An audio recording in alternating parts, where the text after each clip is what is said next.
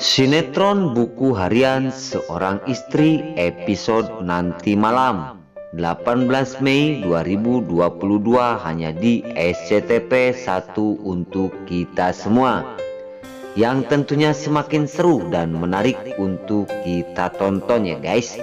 Oke, kita langsung aja ke pembahasan. Di situ terlihat petugas penjaga kuburan.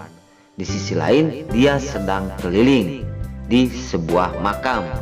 Di sisi lain penjaga kuburan tersebut berkeliling, dia telah menemukan orang yang telah tergeletak.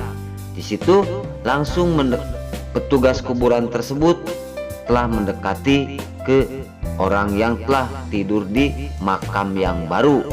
Di sisi lain di situ langsung petugas makam itu membangunkan Fajar, dan Fajar pun langsung terbangun. Di situ Fajar sangat terkejut sekali karena dia telah dibangunkan dengan penjaga makam itu, dan penjaga makam berkata, "Kamu lagi ngapain kok tidur di sini? Ini kan makam baru," ungkap petugas makam itu. Dan Fajar langsung terbangun dan langsung berkata kepada petugas makam itu bahwasanya, "Aku memang sengaja tidur di sini," ungkap Fajar. Oke guys, di adegan selanjutnya di situ Fajar telah membayangkan masa-masa hidupnya Cornelia. Di situ kebahagiaan Fajar dengan Cornelia tidak disangka karena Cornelia telah meninggalkan dirinya. Di sisi lain Fajar mengatakan kepada petugas makam tersebut, "Ini calon istri aku dan sebelahnya anak aku."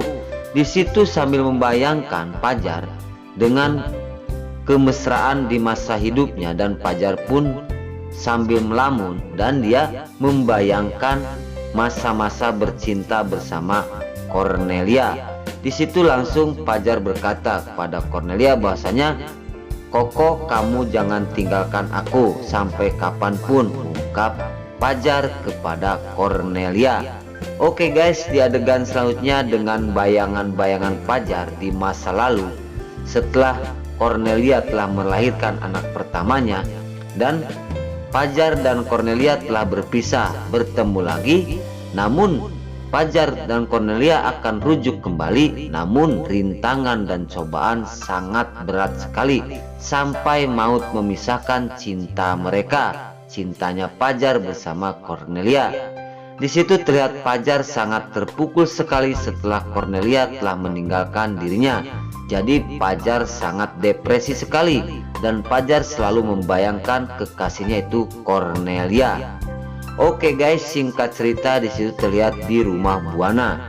Di situ terlihat Nana, Junior dan Dewa sedang tidur. Namun Junior tidak tidur.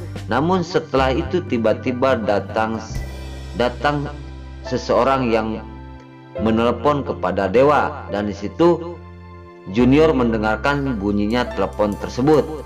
Singkat cerita, telepon itu dari kantor karena karyawannya ada yang harus dibicarakan kepada Pak Dewa. Di adegan selanjutnya terlihat Dewa sangat terkejut sekali setelah mendengar suara telepon karena Junior telah mendengar telepon itu, dan kebahagiaan Nana dan Dewa setelah tahu bahwa Junior telah sembuh dari tulinya. Dan di situ langsung Nana pun berkata, "Mas Dewa, Junior kok bisa mendengar suara HP?"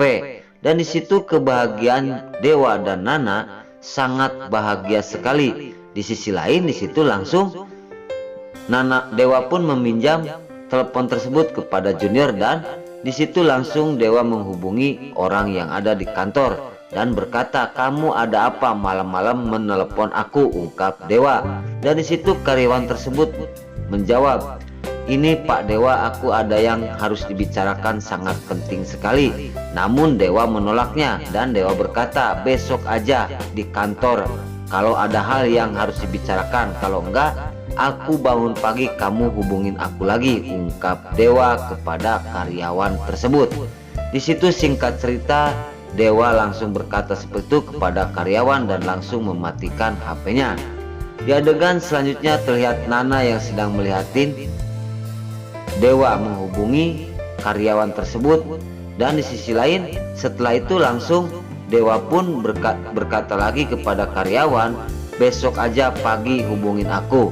Dan di adegan selanjutnya setelah Dewa berkata seperti itu kepada karyawan dan langsung mendekati Junior dan juga Nana istrinya, dan Dewa berkata, coba tes lagi, Junior kok sekarang bisa mendengar. Di situ langsung Nana mengambil mainan buat Junior dan langsung dipijit. Junior tersenyum dan ketawa. Di sisi lain di situ sangat senang sekali Nana setelah tahu Junior sudah sembuh dari tulinya.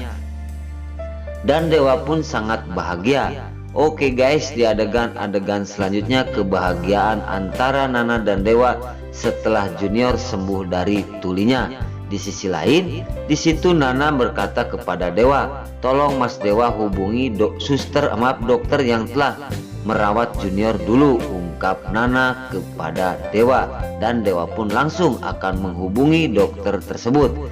Di adegan selanjutnya di situ Dewa menghubungi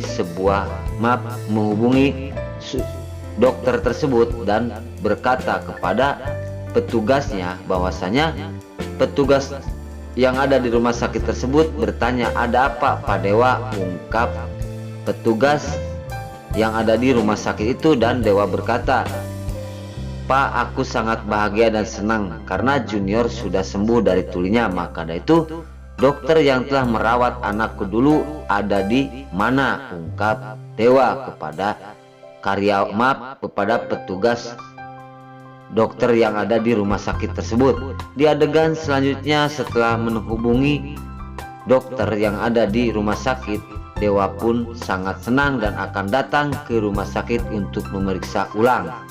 Di adegan selanjutnya di situ terlihat mamanya Cornelia yang sedang membawa jenazah untuk dibawa ke Bali.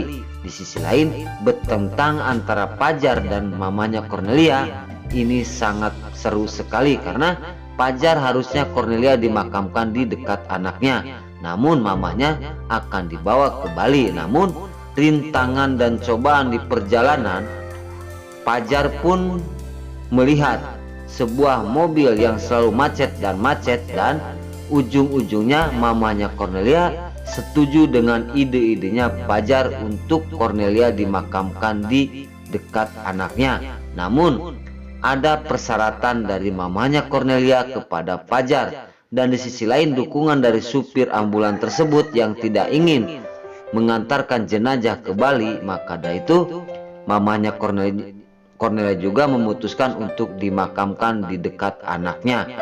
Nah oke guys, sebelum lanjut Mimin sarankan bagi kalian yang baru menemukan channel ini, jangan lupa tekan tombol like, komen, dan subscribe-nya.